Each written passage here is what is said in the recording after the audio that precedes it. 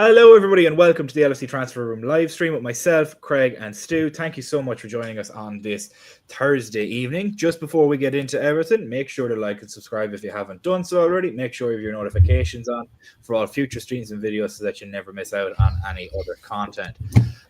Very nice of David Ornstein to drop the biggest news of the day on us just before we went live, which is absolutely brilliant. And thankfully, it was a topic that was already on the cards for us today in Kvaratskhelia, the winger from Napoli, is currently on the chopping block. And I say he's on the chopping block because he is under contract until 2027 and has currently not been able to renegotiate a deal with the Italian side as it is at the moment. He's looking for about €9 million a year in salary, which is about £7.5–7 million. Very, very reasonable considering what we pay some of our best wingers. Considering it's less than half of what Salah's on currently at the moment, but you'd expect that. The other thing is you will see a lot of people stating that it's 80 million, it's 80 million, it's 80 million euro, which comes out at about £67 million, which is on par for what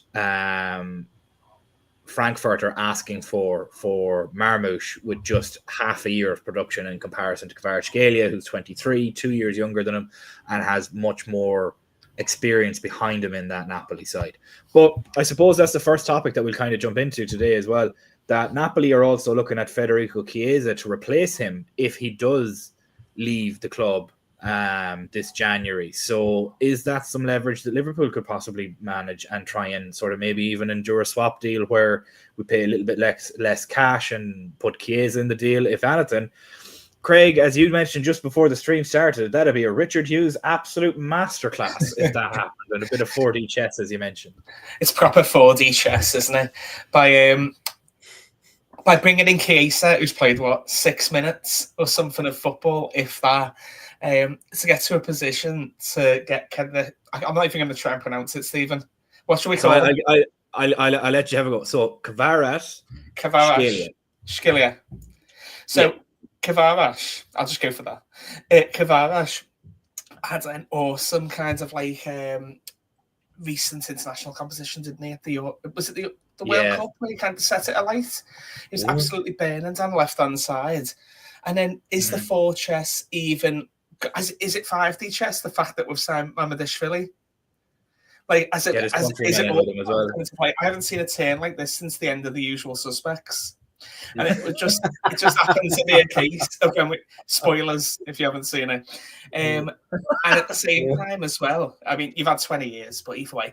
And at the same time as well, it's like there's been a bit of noise on Twitter, hasn't there, social media, around what is Hughes up to. More so in our kind of chat that we have behind the scenes. But if we got to a place where we can get in Kvaratskhelia. Thank you. Suddenly, that looks absolutely fantastic, doesn't it? By his profile, his quality, his cost. And, you think, at some point... Oh, I know he predominantly plays from the left. And now we've obviously got an abundance of quality left wingers. But I'm pretty sure he could do it. But what's interesting is we've been trying to get that kind of left wing position, haven't we? So Gordon over the summer, obviously kind of had legs. We've got Gakpo. Jota can do a job there. Diaz, there was a few noises about. But there just seems to be something that we're linked with these high-profile left wingers, even though you probably say it's one of our stronger positions. And right on Ornstein to drop it 2 minutes before we go live. I know, yeah. It's almost like we were texting David beforehand. We were like, drop a bit of news there. Good lad, keep our stream active. But looking at his numbers, right, this will just show you. Kvaratskhelia so far this year has, in 17 games, he's a bit of a downturn, but that you can attribute that to a bit of Conte and how he's performing currently, and how he's sort of set them up. Very defensive, as you'd imagine. Now, Napoli are leading Serie A currently at the moment. They're in first. Kvaratskhelia so far this year has 8 goal contributions in Serie A alone in 17 games. Last season he had 17 and 34, so one every second game, and the season before that he had 22 and 34.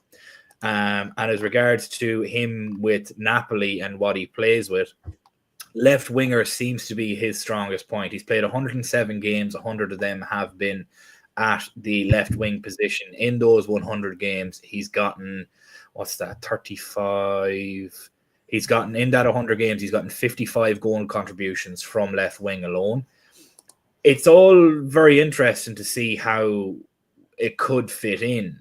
Like Derek here mentioning, Stu, that we don't need another winger, we need a striker. How are we letting the cheats get a march on Marmoush? If they're silly enough to pay 80 million euro for a lad with half a season worth of production and is really overcooking himself, let them. And as well, the only reason he would go to Man City is because they're going to line his pockets with money in regards to the salary. There's not a hope. They've already turned around and said that they're not going for Reyes, the centre back from South America, because his price is too high at 40 million euros. So, Stu, Derek's worry here about a striker. Do you feel that this could be a situation where a big departure takes place from the front line, such as a Nunez, a Diaz, a Jota, and this is the replacement that comes in? Or is this possibly the Salah replacement if this is possibly his last year here as well? I think it's probably covering all those bases to the end of the day. I mean, is this going to happen? I'm pretty doubtful on it at the moment. I can't see it happening. Most of the point of the fact that these contracts haven't been sorted out. We just brought Chiesa in. Okay, it hasn't worked out. The Chiesa one is weird. It's such a strange happening that it kind of almost has like a Robbie Keane feel. Yeah. That he's going to be like 6 months at the club and then back off to Italy, and we have no real explanation of what's actually happened or why it's happening. We're all just like, oh, well, that was strange. I mean, the only good side to that is that we only paid 10 million for him. So that's a decent piece of business. And in Dreamland, I would love Kvaratskhelia to come in. I think he would improve the team. Looking on the data network and looking at his graph between Gakpo, Diaz, and him, he's actually ahead of both Diaz and Gakpo in output this season, which in Serie A terms, being top of the league, that's pretty damn good. And he's consistent with it as well. Couple of seasons on the bounce. Plus, as Craig alluded to, he had a good international season last season. So if we could work it, would I be sad to see Chiesa go, say, as part of a swap deal on that? Yeah, of course I would. I actually would like to see more of him. But who knows what's going to happen with that. Dreamland, would that actually work out with Kvaratskhelia doing a deal? Yeah, it would be a dream signing, but at the moment, I'm not filled with much confidence or faith in the back room. That's the problem. They need to pull the fingers out somewhere. But the way things have been over the last 6 months, it's making me doubt people in the background at the moment. Yeah, well, see, the thing about it is with the doubt in the background, I understand it, but it's as funny as it sounds. I do. If we get him, I think it's Salah leaving, and that's probably why. And the reason being is because all of a sudden now 52 million is going to be off the books the second this summer hits, and Kvaratskhelia over if you signed him to a 5-year deal on the contract that he wants of that 9 million euros, 7-8 million pounds, what it would be. That, along with the amortization of his deal over the 5 years, still works out at less than half of what you pay Salah every year. I think it is that. Give me a second, I get the number. Well, I did the quick working out on his weekly wage. If he got that contract, it'd be 135 grand a week. So he's on what he wants. What Salah? Yeah. So it's 70 years. We'll be generous and say 8 a year plus, what is it? 67 divided by 5, which comes out at 21.4. No, not 8 plus 67 divided by 5. So 67 divided by 5 is 13.4 plus your 7.5, we'll say. We'll split the difference. Yep. That's £21 million per year over the next 5 years, which is half of what we currently pay Salah on his own, which means you then have another 21 million that you can go and pump into amortization for a left back or a centre back or so on and so forth. Or you can use that to fund Trent and Virgil's contracts as well on top of it. Well, you see, that's the thing when it comes to the financial side of things. That all sounds great to the money men, but what if Kvaratskhelia doesn't get that transfer doesn't come off? I think it's a little bit opportunistic, and then he goes to PSG. For some reason or other, Chiesa ends up at Napoli, and Salah doesn't end up signing the contract. It's like, what's going to happen then? I don't know. It just all seems a little bit weird and convenient at the moment. Yeah. I don't know. It's hard to trust it. I wasn't like shocked though when we were linked with Kvaratskhelia. I wasn't. Just call him Kvara. It'll be fine. You just short. It's just not happening, is it? I wasn't shocked when we linked with him because I think there was a comment there that kind of like said it's not really an Edwards sign. It's a proper Edwards signing. The age, the profile. Stephen, you'll know his injury record far greater than I do. I'm pretty sure that's a couple of clicks away. I'm going to tell you right now. Missing a lot of games. He since 2019, he has missed 3, 5, 7. So he's missed what? 3, 2, 4, 3, 5, 10, 12, 15, 18, 20, 21, 22, 23, 24, 25.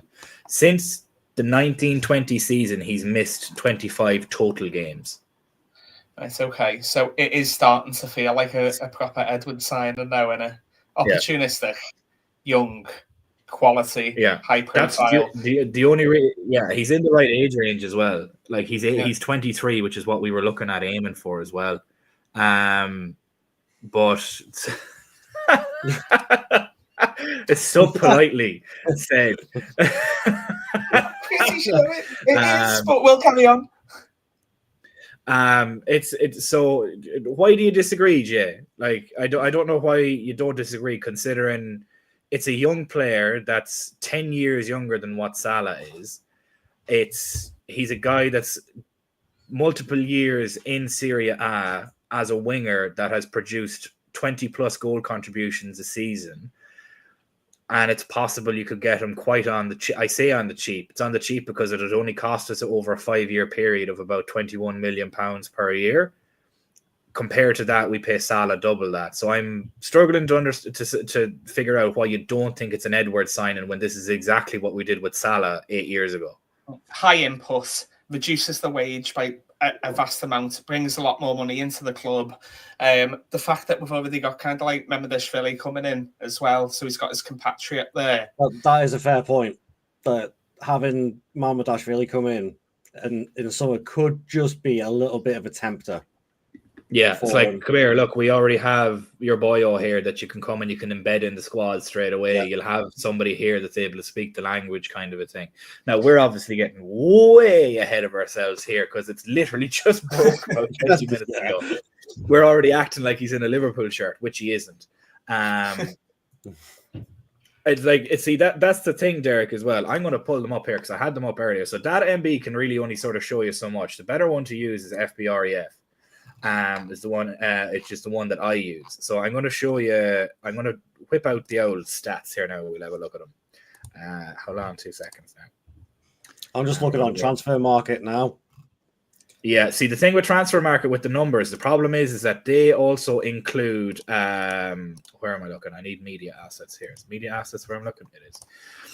So the thing with Transfer Market is they include fantasy assists, which includes like winning a penalty, which sometimes inflates numbers. So that's why I don't necessarily trust them. So, but it's good otherwise for the likes of the injury records and stuff, because that's what I use for it. Yeah. But with Kvaratskhelia numbers there, you can see this is against attacking mids. And so if we see the problem is there, it's attacking mids and wingers for him and Cody Gakpo.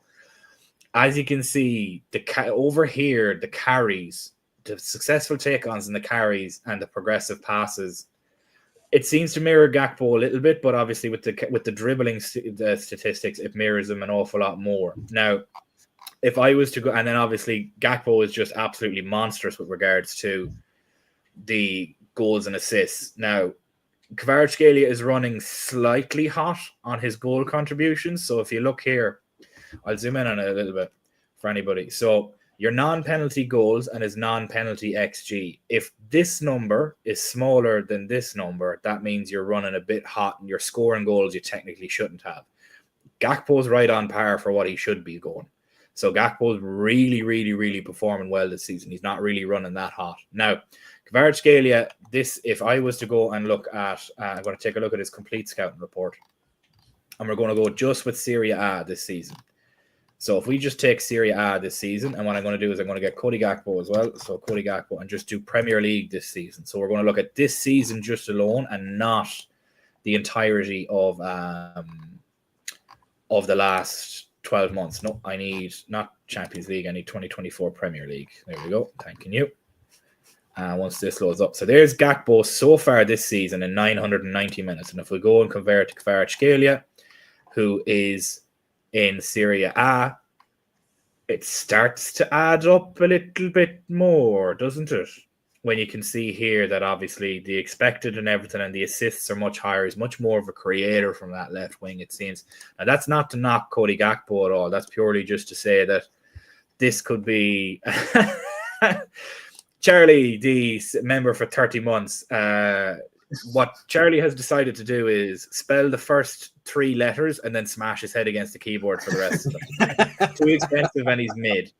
I wouldn't say he's mid. I think he's, over the last number of years, considering the cost of it and everything like that, I think it's actually very much an Edwards signing. And as well as you mentioned in the group chat earlier, Charlie, that if he does come in, he'd only be 25 by the time Salah leaves in 2 years if he signs a 2-year extension. So that's nearly future-proofing. And it will be a massive statement by Edwards to get that done, realistically. But that's looking at Cody Gakpo. Let's take a look at Luis Diaz in the Premier League so far, because he'd be more of your dribbler, so to speak. You'd assume that Diaz would be more of your dribbler. So we're going to take a look at our 2024 Premier League and 2025 Premier League, and then we're going to compare with Kvaratskhelia. Where are we? No, I need to go Kvaratskhelia, Serie A. So there now, when you look at this, Luis Diaz, again, is just monstrous in the goals, but he's not really contributing in the creative side of things with his expected assists or his assists. Now, the dribbling side of things, you can see here that Now, this needs to be taken with a pinch of salt, because the reason I say this is because one is playing in Serie A and the other one is playing in the Premier League. There is a difference. So you could assume that these numbers may regress slightly, but if they do, they're on Luis Diaz numbers. So you wouldn't necessarily be... Which still isn't a bad thing. It's not a bad thing. No, not at all. You wouldn't be angry about that at all, Stu. You're 100% correct on that. It's Cherky. Well, if you want, we'll take a look. Who broke it? Sorry, J Muse. David Ornstein broke it earlier just before we went live. Cherky, right. You want to have a look at Cherky. We'll take a look at Rayan Cherky in the meantime between the two. So we get Rayan Cherky up here just to take a wee look at him. And we'll do his complete scouting report, and we look at Ligue 1 so far this season. And I'm not saying Rayan Cherky is a very good player. I wouldn't disagree at all. So there's Rayan Cherky so far this season. We'll compare. So Rayan Cherky with Luis Diaz. Rayan Cherky is obviously very good with his assists, but again, looking at the non-penalty goals and the non-penalty goal XG, he's vastly sort of outperforming himself a little bit there. His assists obviously are nuts. He's a massive creator, but he's more of a 10 than a winger. That's the problem. That's why I'm looking at that. Like Derek, he's more of a 10 than a winger. That's my only worry with that. As in, whereas Kvaratskhelia is more of a winger than a 10. Like Cherky can play both wings, but he's a 10. Whereas it's FBREF is the name of the site it's called, and it's a free plugin that you can get that you can pull them charts into it. So just use the website. It's great. So Cherky's more of your 10 that will come in and play like a Harvey Elliott role, a Dominic Szoboszlai role, whereas Kvaratskhelia is your winger that's meant to come in for Salah and Gakpo and Diaz and come in there. And as I said, he's 23. Diaz is 27. Salah's going into his late into his early 30s kind of a job. He's going to be 33 by the end of next season. Like and he can play in that 10 as well. He can play in that 10. So yeah, Gin is it probably could. It probably does. Yeah. I'm not going to lie to you. My thoughts on it means this would be the acquisition to get if Salah was to leave. Now, if they wanted to make a proper statement, they could turn around and they could get both. But I think financial constrictions on the club wouldn't allow that currently at the moment. Craig, what were you going to say there? Apologies. I was just going to say for Kvara. Thank you for Kvara. What are we going to do when we sign him? What are we going to do? Either way, it's his explosiveness, isn't it, as well? Yeah. Like, obviously, we've got the statistics to kind of like back up as well, and the research that you've done, Stephen. But it's the explosiveness of Khvicha Kvaratskhelia. Just say Kvara. There we go. That he can just fly past players. He is absolutely rapid, and I think what's been a little bit frustrating for us going down that side this season is both Diaz and Gakpo have got into the tendency of cutting in, haven't they? Yeah. And we can see it quite consistently. We see it all the time. Don't get me wrong, Gakpo and Diaz are both having like really strong starts or halfway through the season.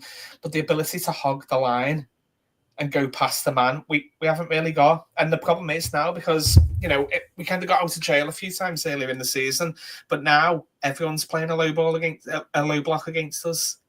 Literally everyone who comes to Anfield. That Spurs game when we were playing away the other day, yesterday, it feels like forever ago, we're just sitting deep on their penalty area. Now, unless we've got players who can run past the player, like Gordon, which kind of like makes sense now, we haven't got many in the team. Salah's become a bit of a different player over on the other side now, hasn't he? A creator. A foot on a ball, look up and see someone bombing past them. If Trent can't be asked, that becomes even more difficult. On the other side, we got wingers who are kind of like cutting in. It makes a lot of sense going for him. If we can get him in for the price quoted by the GOAT that's Ornstein, it's a no-brainer. I think so as well. I've just had another epiphany about it as well. This actually is a marketing genius by Edwards if he pulls it off. Because you imagine the amount of money the club is going to make just from the letter sales alone for the shirts. For him and Marmadashvili, that's excessive lettering going on for two names there. So they're going to make a buttload of money out of that. Absolutely. Cerrone Jones, he can play across the front three. He's more predominantly a left winger, however, but he is very comfortable on both feet and can play both sides. Quite similar to Chiesa, can play both sides and can play the 9 as well if he wanted to. Do I think he could replace Salah's numbers? Nobody is replacing Salah's numbers. However, you don't need to replace Salah, the player, to quote Moneyball. You need to replace him in the aggregate.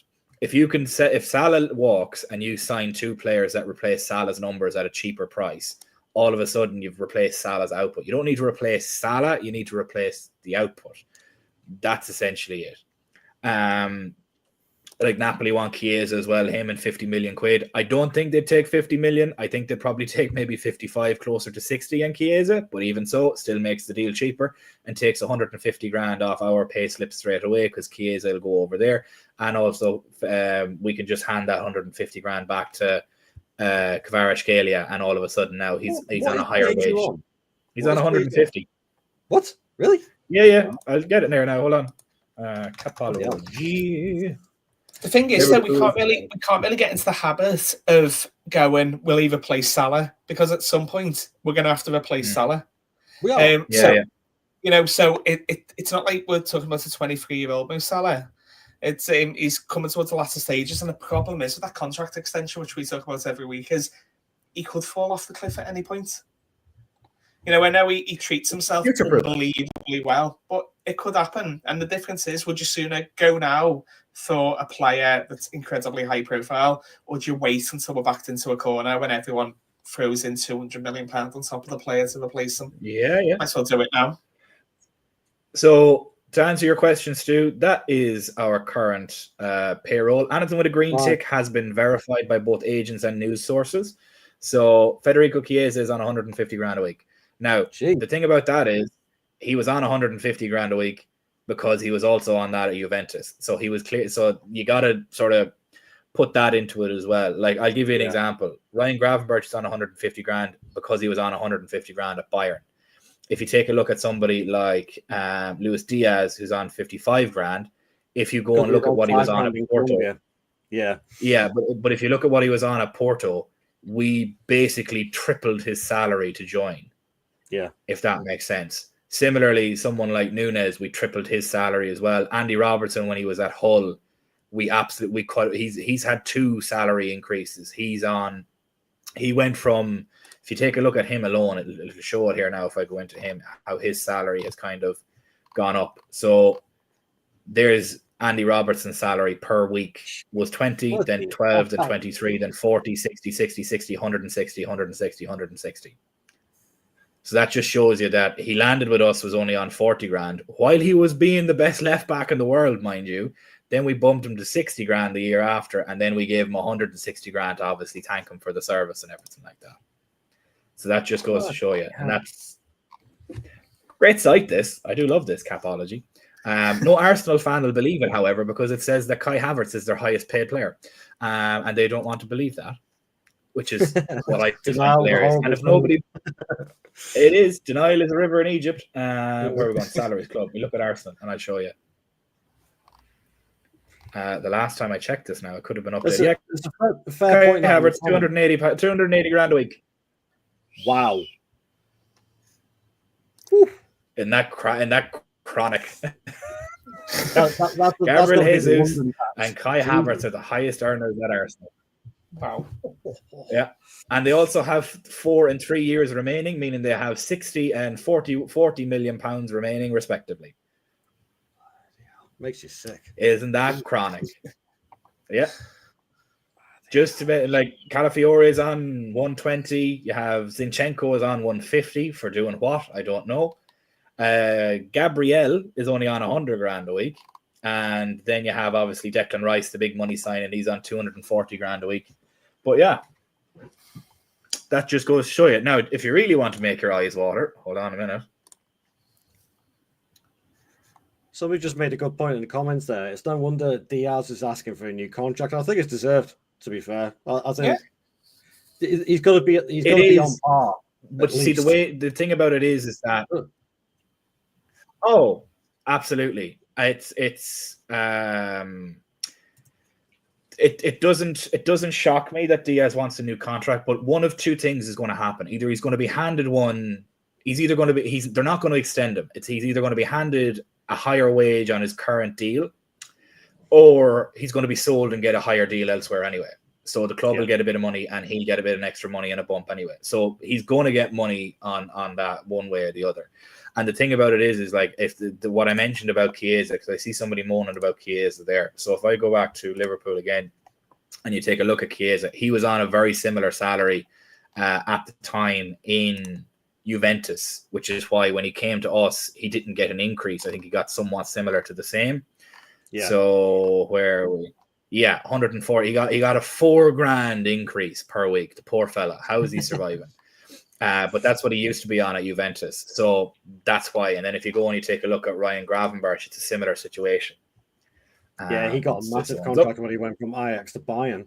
Yeah, he got a huge one. But then obviously you're then trying to buy him from Bayern, not Ajax, and you have to go off Bayern wage. So if you look here, all the way to Ajax, he went from 44,000 to 145,000, and then we just gave him a 5 grand increase, and he came over. So we didn't increase him all that much. Wow, they did absolutely, and that's what I mean with that. Like, and if I went back and showed you Luis Diaz as well, he was only on about 15 grand or 10 grand or something like that with Porto. No, Sean Dyche, I don't want to look at you. But yeah, you can see there 11. We basically times 5'd his salary. Bloody hell. We increased his salary 5-fold when he joined us. So that's why I don't necessarily have much credence with the whole Diaz deserves to be paid argument. He does, but he also got his salary set. What's 5 times 5? I was going to say septuple, but that's 6. Times 5 when he arrived to us. So like there is that aspect of it as well. So it'd be interesting to see. Kelleher is only on 10k. Absolute bargain for Queevy and Kelleher. Now it isn't confirmed fully, but like it again, like That's why it Kelleher quintupled. There we go. That's it. So he quintupled his salary. So yeah, it's going to be a very interesting one to watch because Liverpool's financial situation at the moment is that signings can be made, but it needs to be the right signing at the right time because signing nobody is just as important as signing the right player. And the reason I say that is because signing the wrong player can fuck you quite badly. And if you want any evidence of that, take a look at Man United. They're literally trying to sell Kobbie Mainoo, Garnacho, Rashford, who else? Xerxes. They've even put Lenny Yoro on the block, and they only got him 6 months ago. Ugarte, they're listening to offers for as well. Yeah. I'll be going in for him. I would as well. But the only reason I wouldn't is because of his salary. And the reason why is because he was on $5,000 a week at Lille, and United decided to give him a 2,000% increase and throw him on $130,000 a week. And that's what, and I wouldn't mind as well. The reason that both us and Real Madrid were in for Lenny Yoro, and we said we both view you as a future prospect and a replacement for our big guys. Real Madrid, Rudiger, us, Van Dijk. He said, fuck the two of you. I want to go and play starter now, and I want to take the money now. And he went to United, and now he's on his second manager in 6 months. So it just goes to show that players want to be starters, which is something that needs to be factored in when we're signing players as well. It's not FIFA, unfortunately, that you can just fuck everybody onto the team and nobody cares about minutes. Like it genuinely isn't. Like it's shocking. And if I went and I showed you United's pay bill, it's absolutely chronic as well. Hold on, because if you've seen what some players are on at United, you'd fucking cry your eyes out. I'm going to show it because it'll be a bit of a giggle. Because if all else fails and Liverpool are doing a bit shit in the league, even though we're not, even on our worst day. Have a look at Man United's financials and just cheer yourself up. Yeah, if any time you ever feel sad, just remember that you can always laugh at a United fan. And as well, it could be worse. Twitter is absolutely flooded with pictures of Marmadashvili and Kvaratskhelia now popping up on every Liverpool page possible. Brilliant. I love it. As you can see here, Luke Shaw's on $150,000 a week. Where are we? Lenny Yoro, $115,000 a week. I lie, it wasn't 125, it was 115. He still was only on, if I show you, look, I'll show you what he was on at Lille, because this will show you how stupid United are for paying. He was on $5,000 a week at Lille. They decided, you know what we'll do? We'll give you another 110 per week. For a guy that played maybe 60 games at senior level. And they were like, do you know what we'll do? We'll throw $100,000 on top of what you're at the moment. And then obviously you have Rashford on $300,000, Bruno, Casemiro.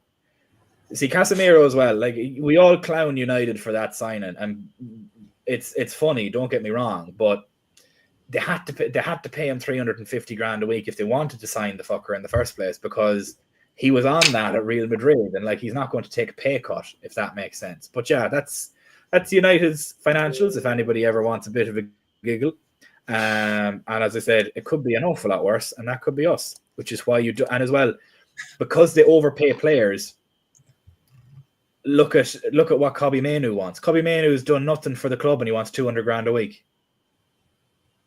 He had one decent season, one and a half decent seasons, and straight away after scoring a goal against Liverpool at Anfield, he's like, I want $200,000 a week. And United are like, no, I think we'll sell you. Basically. And it's funny to see that. Like, but look, I've done enough rambling at this point. We've done a lot laughing at everything. So we're going to move on to our next couple of topics. So make sure to like and subscribe if you haven't done so already. Make sure you have your notifications on for all future streams and videos so that you never miss out on all of our content. Thank you everybody so much for joining us today. We are on 5,000 viewers currently at the moment across YouTube and Twitter. Make sure to join us over on YouTube as well. Jump over from Twitter if you can at all, please. Saroni Jones saying we paid Thiago $200,000 a week and he hardly played. Yes, but that was because he was also on $200,000 a week at Bayern. He was hardly going to come to us and take a big pay cut, which is a topic I suppose we'll move on to now, considering that another Bayern midfielder that's a little bit injury prone has been linked at the end of the season as a free agent for Liverpool and is currently on, I believe it's £300,000 a week in Joshua Kimmich. So, Stu, with the rumours of Trent possibly leaving and him just not being half-arsed in most tackles these days, Joshua Kimmich has sort of erupted as somebody that we could be interested in signing on a free. Now, he is out of contract at the end of the year. He's able to play the CDM role and the right back role. So, is that something that you'd consider? Is it something that you'd be interested in relation to signing? Is it good business? As we mentioned, like, opportunistic is the way of the game. It's LFC opportunistic at this stage, like, and that's never been a bad thing because it's won us every trophy ever. And if not for 4 games, Liverpool would have 3 Premier Leagues, 3 more Premier Leagues, and 2 more Champions Leagues. So Jurgen Klopp would be a 4-time Premier League winner and a 3-time Champions League winner at the same time. If you changed 4 fixtures, just to make it, blows me head every time. That's my point. And I think that's what I mean about people being like, oh, FSG never backed him. And I'm like, when the margin is that tight, like, another signing doesn't really good. I mean, Sir Ronnie Jones, if it takes Trent having to get bollocked out of it for not showing up against United as a Scouser for him to actually turn around and put in a performance after being benched, like, you're a Scouse lad playing for Liverpool at Anfield against United in a title run, and you can't be arsed to track back or press your player. Get the fuck out. I'm not being smart. It's genuinely my own opinion on it. Conor Bradley did more in 10 minutes than Trent did all that game. And that's all I say. And Conor Bradley put in tackles in his 60-minute cameo against Spurs that you'd never see Trent do in his career. But anyways, I digress. Stu, to the question that I was asking you with Kimmich, realistically, does it sound like a bit of a Michael Edwards thing? Does it remind you a lot of Thiago back in the day where he'd probably have to take a pay cut to come here and it's a bit injury and it's more of a luxury kind of a signing? No, it's definitely got a Thiago feel about it.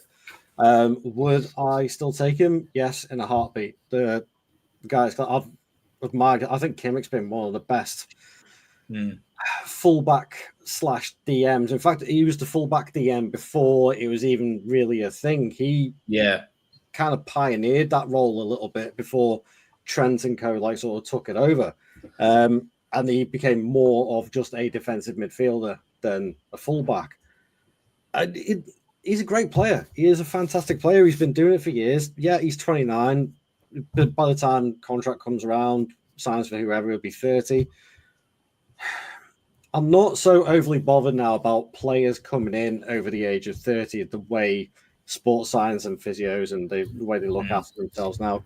Yeah, his injury record hasn't been the best over the last 18 months or so. Yeah. But this season he's actually been all right, and mid part of last season. So I think if he keeps himself fit, then I think it's worth the risk, especially with no transfer fee involved. That is the main thing. Because it's a free transfer, I think it is worth the risk. I mean, the other day it's Joshua Kimmich. It's an all-star German international name. And you're telling me that no Liverpool fans would want to sign it? Of course they would. Yeah. I think it's more once bitten, twice shy with the Thiago situation, but I think not a lot of people, like, it's a different system now as well. He's not going to be ran ragged either. It's very much a luxury signing. Gravenberch already learnt off him at Bayern Munich and then came to us. And Kimmich is that older version of the Gravenberch role, pretty much. He is that style of player. So to have that experience in the squad and to have somebody like Gravenberch continue to learn off him as well, it's a win-win as far as I'm concerned. Yeah. Well, Robert, see, what we're saying here is that he's on €375,000, not pounds. He's on £300,000, which is, again, hilarious money for someone that's going into their 30s. He'd have to take a pay cut. Now, the question is, Craig, how much of a pay cut would you be fine with the club offering or accepting from him? Or is there a pay cut that you think he should be getting? Or what are your thoughts on it? I just don't see that one happening. So you look at the Kvaratskhelia one. Oh, well, I'm never going to get it. I feel like I should. I'm never going to get it. I'll put it into the comments here and you can read it. So go on, do it phonetically. All right, I'll do it phonetically. Yeah. Var. So 1 second now. I'm going to get it here because I put in an L instead of a K. Just say that. Just say that. There you go. Kvara. That's right. Yeah, I can do that there. Yeah. Anyway, so him feels very much kind of like an Edwards opportunist that ticks all the boxes sign, as we alluded to before. For everything he is, Kimmich isn't. So injury prone recently. I think I've just saw a couple of comments on there saying Bayern fans have also been complaining about his performances this season. The salary. For the position, where would we be putting him? Because I don't think he's got that mobility now to play as the 6, approaching his 30s for our pace that the league he's going to go into significantly quicker. And he's definitely not going to do it right back. He'd sooner have Bradley, who's kind of, I know I'm conscious context is important to the conversation. I'd sooner have Bradley, who's bombing forward in terms of what that is for how we play. If you were to bring him in, and he'd be perfectly happy being a squad rotation player at the age of 20. Well, 30, it was Stu, wasn't it, when he can agree a deal? Yeah, but I certainly wouldn't be going anywhere near the figures he's got now. That said, with the introduction of the Saudi market, with Paris Saint-Germain, with City, them clubs out, well, at the moment, them clubs being able to go out there and give you whatever they want, I don't think we'll be anywhere close to bringing them into the club. Yeah, I think he'll end up going to Saudi Arabia possibly, or he'll go to somewhere like PSG. I do think that'll happen. Yeah. But yeah, it's fairly straightforward. I think for us, I think it's more he would have to take a massive pay cut for that. But that is one of the other topics that we've gone on to. I guess we'll get on to one of the latter topics of today, which is Mo Salah seems to have been snubbed in the Player of the Month award. Alexander Isak has won the Premier League Player of the Month award. Now, whoever voted for that clearly has 2 brain cells rattling about in their head fighting for 3rd place. But I really have no idea how Mo Salah didn't win Premier League Player of the Month. Now, it's more so, I'm not annoyed about it because I've just grown to expect it at this point. And this would be absolutely hilarious. Oh, something I only copped earlier as well. We avoided playing Dyche Ball at Goodison this year. Yeah. Isn't that beautiful? To it as well. Oh, it was beautiful to watch 10 men stand in their own box for 90 minutes. But yeah, it's with regards to Mo Salah, like Mo Salah broke the record for most goal contributions in the Premier League in a calendar month in Premier League history and still didn't win the Premier League Player of the Month. And people were using the excuse of, oh, look at who Isak scored against. And I'm like, okay, let's bring it up. So we'll take a look at who Isak scored against. And we're going to take a look at over his games in the last month. So for the month of December, we'll just go and I'll take the whole month of December. So Liverpool, he scored and he assisted. Fair enough. Brentford, he scored. Leicester, he scored 1 and assisted 1. Then Ipswich, he bagged a hat-trick. And Aston Villa, he scored 1. And then United, he scored 1. So, right. So that's 1, 2, 3, 4, 5. 1, 2, right. 1, 2, 5, 6, 7, 8 goals. And he has 2 assists. So that's 10 goal contributions. Fair enough. Let's go take a look at Salah. Now, I'm not sharing anything at the minute because I think I've ogled everybody's eyes at the moment. So we'll take a look at Salah. Now, bear in mind, he's played 1 game less. So, Salah, Manchester City, scored and assisted. Newcastle, scored 2, assisted 1. Fulham, assisted 1. Spurs, scored 2, assisted 2. Leicester, scored 1. West Ham, scored 1, assisted 2. So that's 1, 2, 3, 4, 5, 6, 7 goals and 1, 2, 3, 4, 5, 6, 7 assists. 7 goals and 7 assists in the Premier League in a month. It's absolutely mind-boggling as to how they picked Isak over Salah. Stu, please try and make some sense of this. I can't. It's a simple answer. I really can't. I don't understand it. I really, really don't. It's supposed to be the person who gets played of the month is the one who's performing the best, who has the best output.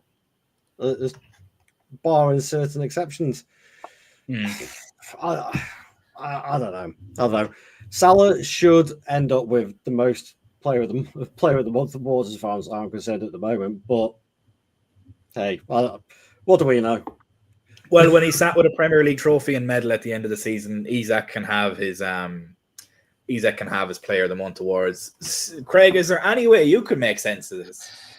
I think there's probably something in the fact. So if you take away who he kind of like plays for, so if you look at the contributions of Isak, but he was at Ipswich, so if you put Rory Delap's name over the name of Isak and he bangs in that many for an Ipswich team that's right at the bottom, I could probably see something in it. Newcastle are on a decent run, but I think there's something in almost like an anti-recency bias, isn't there? There was a purple patch, wasn't there, with obviously the Messi and Ronaldo years where people were just looking at the Ballon d'Or going, them again. And for what they were doing during that period of time, obviously Ronaldo isn't my favourite player, but if you kind of like look at Messi over that period of time, unbelievable. So the numbers he's doing, the performances he's putting in, and everyone, there was Sky Sports segments on it about like, is the Ballon d'Or getting boring?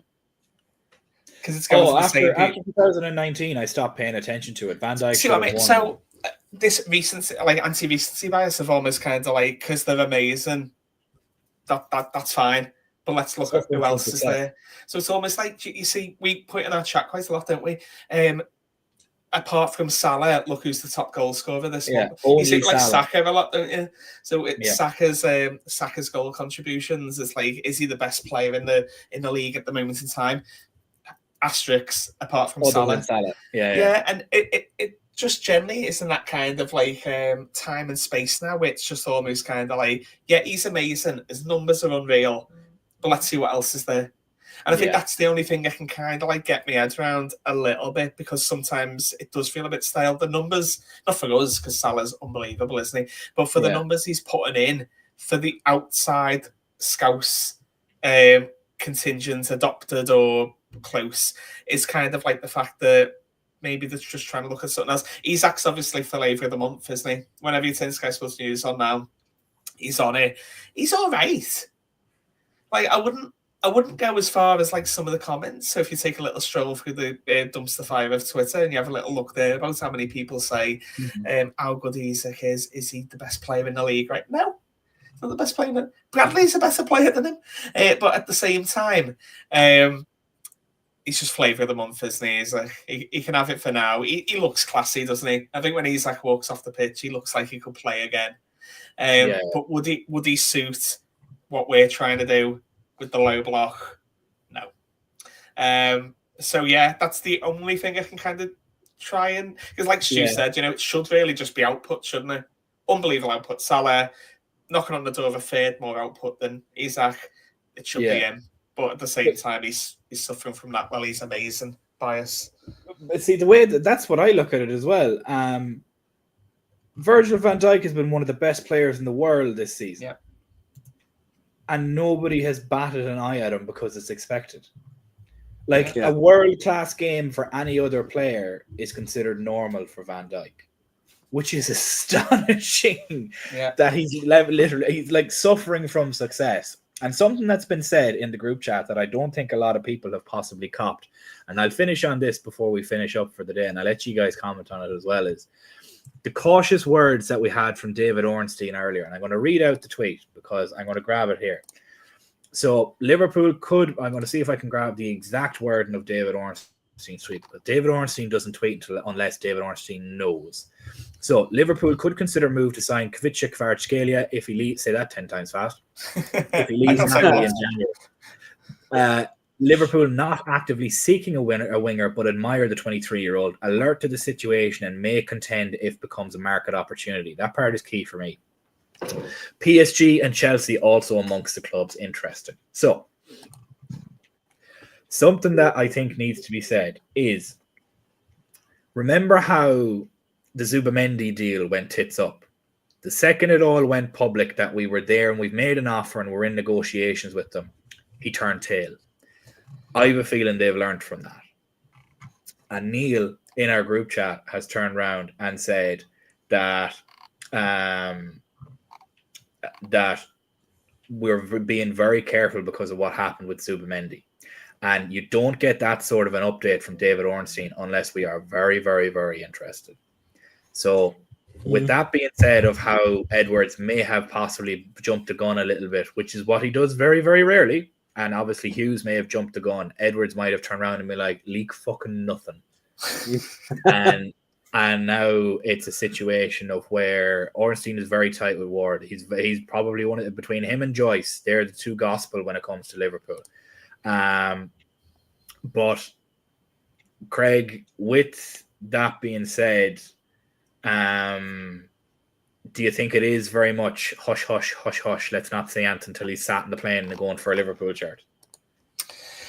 You're right, Ornstein only really messages or tweets or doesn't use the letter in an interview, doesn't he, if it's pretty down the line. And obviously Liverpool have felt comfortable enough to say, go on then. So we've either got to a position where we know from his side that he'd kind of be interested. Sometimes we bully it though. Sometimes we pull out when we are interested in a player. So the Canate one. We were linked with him 6 months prior, weren't we? And it was the same. It was Joyce that was coming out kind of like saying, you know, there's an interest there. So we do it ourselves too. It just feels like this one, it does feel a bit more, you can see it happening. I saw there was a comment a little bit earlier on the chat that kind of like said, you know, do you think this is purposely being leaked to kind of like chance Salah's arm a little bit to say, like, sign what's in front of you because we'll move on. Only time will tell, won't it? But I do think, I mean, like you said before, imagine if Salah signed a new deal and we got him in. It'd be unreal, wouldn't it? But at the same time, to go back to the kind of like question, we obviously feel comfortable leaking it. Ornstein's never wrong, is he? He doesn't really put something out. It's very rare. He doesn't put something out unless it's come from the horse's mouth. Exactly. So we feel comfortable enough to let him have them breadcrumbs to leak in towards the public domain. You can definitely see that sign happening. I think for the style of play that we need, I can't think, for how good we are, I can't think of many players that can beat a player. Bradley does it in abundance, doesn't he? Trent, if he's on the run, Gravenberch. McAllister with his tippy toes can. But our wing positions, not really. I can't really think of many. They're not beat the man and get around the man kind of players. And the problem with that is you play against a team that sits 10 yards, the defenders that sit 10 yards back, and because we can't go round them, we have to go in. But what would absolutely obliterate that kind of low block attack would be a dribbler. Thank you. I was going to try and pronounce his name again, so thank you for getting me out of that dead end. Yeah, well, it's I think it's why we got Chiesa as well, because Chiesa is an unbelievable dribbler. If you watched him in that game against Southampton, like he only played 45 minutes and was 6 inches away from a goal and an assist, cutting in on his weak foot on the right wing and lashing balls across the goal, and only for a goal line clearance he would have had a Salah-esque goal, which is nuts. But Stu, just to finish us off, with regards to sort of how we might be operating with regards to this, how do you feel about it realistically when it comes to Ornstein said it and it just came out of nowhere? So what are your thoughts on it? I'm inclined to agree with you guys on this one. Ornstein doesn't say anything unless it is near enough 100% legit. He is. I can't actually remember the last time he was wrong about a transfer going anywhere, regardless of whether it's Liverpool or any other team. He is usually pretty spot on. He has major connections, and I mean, if he's saying this, then I suppose I don't want to get excited about it. I really don't. I don't want to get excited about it because I'm not desperate for Liverpool to sign just anybody, but this is a bit of a statement signing if we do pull it off. Make no doubt about it. It is a signing that a lot of teams do want. A lot of teams. So if we did, and it is a big if, then Ornstein's hit it right on the head again, and it would be great. And to top it off, if Salah did end up signing the contract as well, then I guess we'll be eating some humble pie about the financials and the fact that they don't want to invest the money. But We'll see. We'll see. But Yeah, it's good to hear somebody like Ornstein say it, not just some rando on Twitter. Yeah, it is. It's good to come out of somebody that's very reliable like that. But what we we're going to do out of nowhere as well. Yeah, like out of literally, like we heard that PSG were interested and they were going hard for him, and then all of a sudden now the Liverpool and the Chelsea link drops, and I'm kind of like, well, Chelsea, why the fuck would they want them? Like that just kind of doesn't make sense whatsoever. Do you think it's got like Diaz? So do you remember the morning we were heavily linked with Diaz that night, the night prior, Spurs were all over it, wasn't it? It was like Levy is in contact with the agents and all. But that's what happened last time with the last 2 January signings we made. He was basically on the plane. Yeah, he was basically on the plane to the other team, and we just rang up and were like, "Do you want to come here?" And they were like, "Yeah, sound." So it could be a situation like this as well. But yeah, right. We are going to finish it there, guys. We have just over 6,000 people watching us today. I want to thank everybody for joining us. Charlie, for your 30 months and your hilarious attempt at spelling. And just to make sure to thank everybody and make sure to like and subscribe if you haven't done so already. Make sure of your notifications on for all future streams and videos as well so that you never miss out. From myself, Craig and Stu, I hope everybody has a wonderful evening and we will see you guys again next time. Talk to you later.